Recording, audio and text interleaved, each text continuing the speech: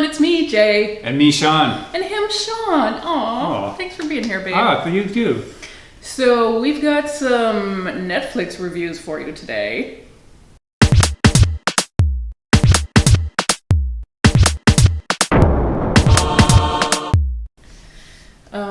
One that will astound you.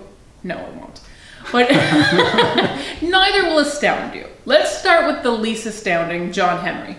Yeah, okay. Okay, so this is the new action movie, I want to call it. It's somewhat hard to place. There's not much action. I mean, there's quite a bit of action in the last, 10-15 minutes.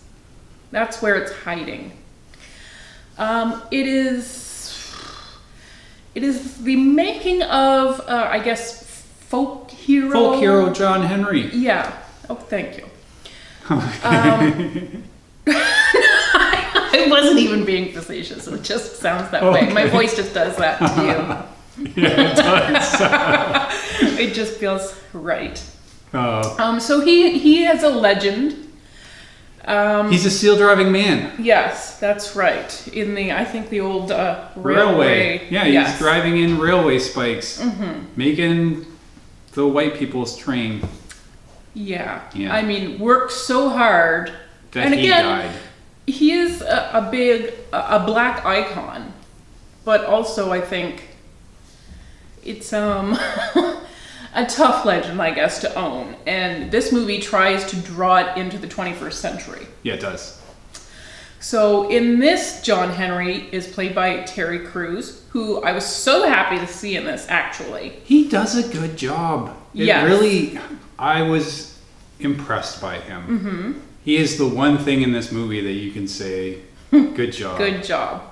It is nice to see him in a different kind of role, and it's nice to know that he can do that kind of role. It is, because we know him pretty well from Brooklyn Nine-Nine at this point. Obviously, that's not all he's done, but that's where he is most visible. Most visible and really pretty Terry Crews-ish. Where he's just this huge guy who happens to be a funny, lovable character. Yes. And he's not that in this movie. This is a very serious role. Yes, it is. He barely talks. Exactly. Very quiet, too. So what he conveys is really with his presence. So good for him for being able to do so well in that role. I only wish the rest of the movie was more worthy. Yeah.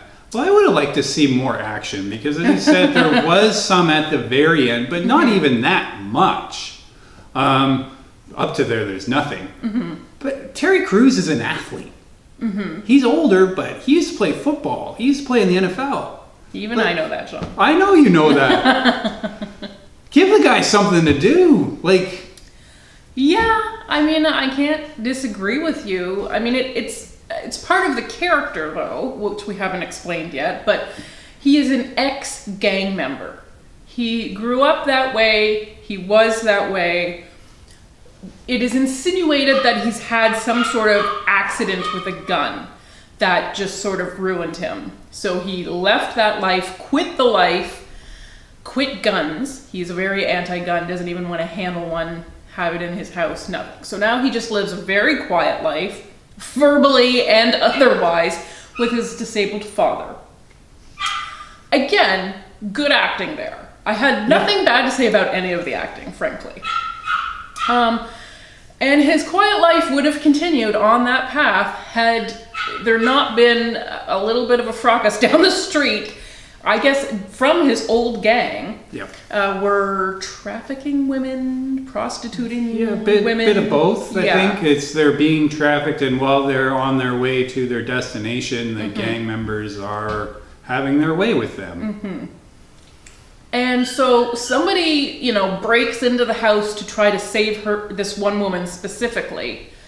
And she does escape, just not with her rescuer. So she is now alone, does not speak the language, ends up under Jon Hamm's porch.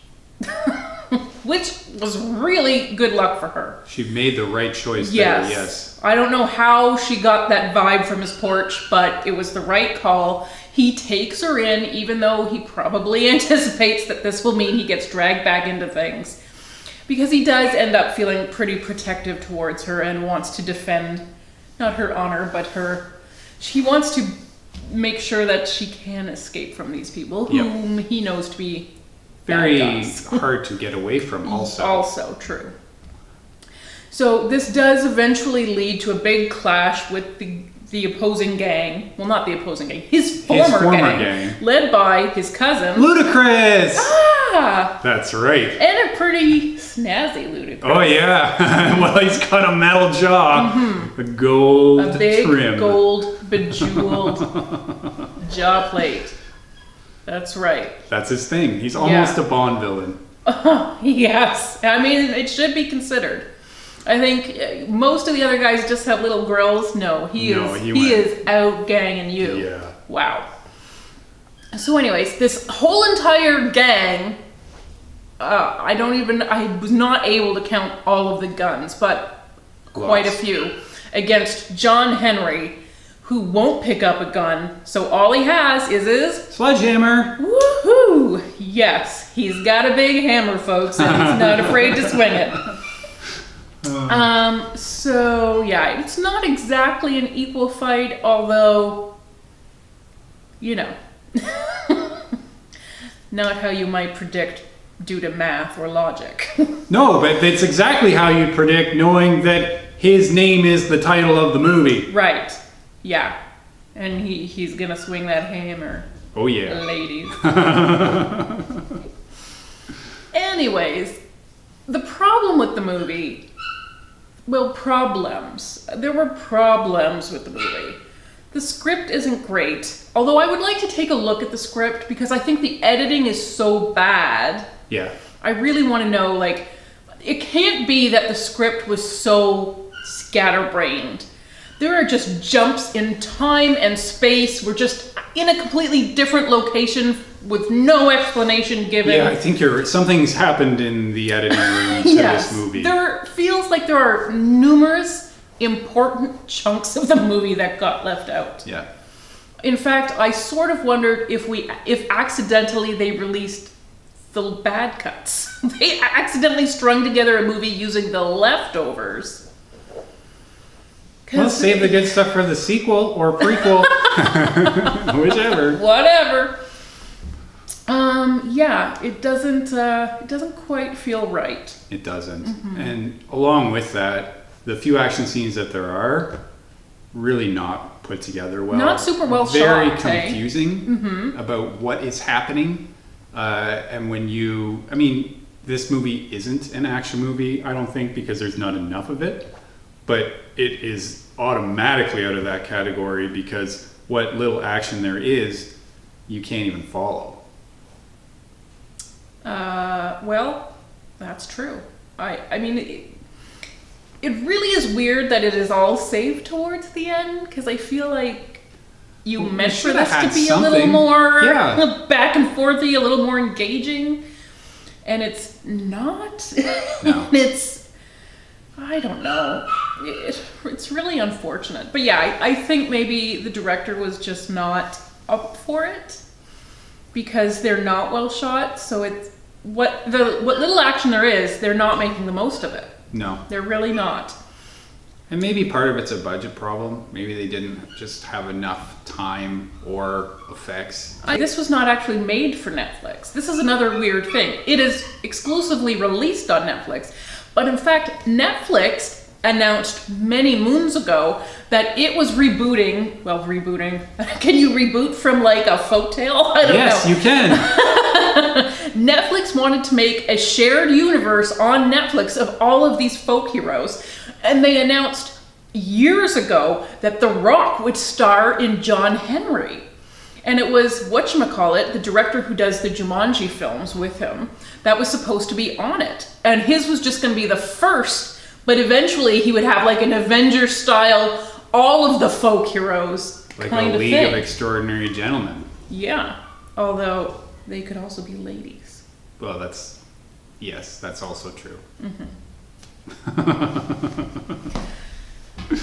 So it felt weird to me that this movie was on Netflix, so I was like, is this what they ended up doing instead of that? Because that movie is not on anybody's IMDb, and yet it seems like it was locked in. But this is not that movie. It's not the same director, not the same writers. This is its own thing. So we're going to have competing John Henry movies, potentially. Potentially, yeah. I mean, I don't know if anyone's going to greenlight a sequel to this one based on how well it was received. I mean, it'll be tough to even come out with the Rock one now, I think, after that. But anyways, John Henry is not the best thing on Netflix this week. But something we really loved on Netflix this week was Kimmy Schmidt. Kimmy Schmidt! Kimmy versus the Reverend, an interactive event. Yeah. So you may remember Kimmy Schmidt from her unbelievable TV series, which was a huge hit for Netflix and sadly ended some time ago. So this is a movie-length edition. And we meet up with Kimmy on the eve of her wedding to cutie patootie royal Prince something. Prince Frederick. Thank you. You're welcome. Wonderful. Yeah. Oh my gosh, look at him earning his seat at the table. Ooh. Played by Daniel Radcliffe. And it's really kind of a wonderful pairing because Kimmy is this crazy, naive, wide-eyed Because she was stuck in a bunker. Because the Reverend Jon Hamm kidnapped her and locked her underground, and so for like a decade. They're the Indiana mole women. Yes. And Kimmy escapes and moves to New York, and that's the show. Yes, that's the whole show. It is wonderful. If you haven't seen it, you need to. But so she meets this prince who I think Sean called Buckingham Palace its own sort of bunker. Its own bunker, that's right, because he is also equally naive and sheltered and innocent and wide-eyed. They're a great match together. They're a great match.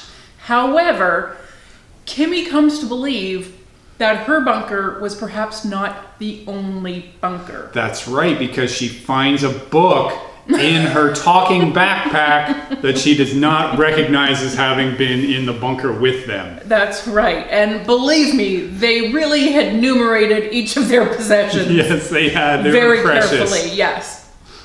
So she leaves her own bachelorette party and goes on a cross-country trip with her wonderful roommate, Titus. Titus, the best. Who we just love to pieces. To try to find a bunker that she doesn't even know for sure is there. But the exciting thing, as Sean said, is that this is interactive. So if you are a fan of Black Mirror, you may have already seen an episode called Bandersnatch. Thank you, Sean. Yep, You're I'm just on on the money tonight. Yeah, babe. So that one again, with your remote control, it's like a choose your own adventure book, if you were familiar with those. Yeah, and Choose Your Own Adventure sued Netflix over Bandersnatch. So apparently they've made up whatever the deal is. Now they're allowed to do it, and they're going to keep doing it. And this is a wonderful venue for it. It is. It's perfect because it's so. The whole thing about Kimmy Schmidt is anything can happen on this show. It's so fantastical. So the choices that you get to make, they're bizarre, but they work perfectly in the context of the show. They feel very comfortable with the Kimmy Schmidt universe. My favorite episode was when Titus was going through a breakup and he reenacted the Beyonce Lemonade album. Right. Complete delight. Wow. So anyways, many times in this experience, you get to choose. You get sometimes 2 options, sometimes 4, and you click on the one you want with your remote and you see that thing acted out. Of course, your choices influence the story. Several times we were admonished for not making the best choice. Gently. This is actually quite forgiving as opposed to the Bandersnatch one, where often you would have to start way at the beginning. Right. This one kicks you back a little bit, but even when you're getting kicked back, you're being entertained. It's very funny. Absolutely, you'll have cameos from so many of the people that are in this show. Yeah, so great to see them all again. Even some non-human cameos. That's right. So it is so entertaining. It's a lot of fun. We have now seen a couple of endings, but we're not done, and we will look forward to seeing more of them because it's such a happy show. It's such and what better time to have a little shot of sunshine named Kimmy Schmidt coming. Yeah, when we're stuck in our bunker. Yes. And believe me, I know exactly how many books I have in this house too. I recently had to start reading the digitally. ebook. It's against my religion. Really bad development for Jay. But what other choice does she have when all the libraries are closed, all the bookstores are closed? Oh, it's a very sad event. It is rough. It is rough in here. So I have not yet began speaking to any of my purses, which is a good sign, I think. So far, so good. Yeah. So I'm not a mole woman yet. But this was highly entertaining, and I loved it to pieces. I'm so glad they did it because everyone was so sad that it ended. And there are so many amazing, talented people that you get that they want to move on to other projects. But it was so great to see them reunited, and it was fun. It was totally worth it, and I didn't even know it was coming until it was here, which is the best kind of surprise. Yes, it is. I think. You don't have to wait. It's just here. It's already here. You can look it up. You know me too well. It's I do. True. I can't wait for anything. Yeah. All right, guys. Happy watching. Bye. Bye.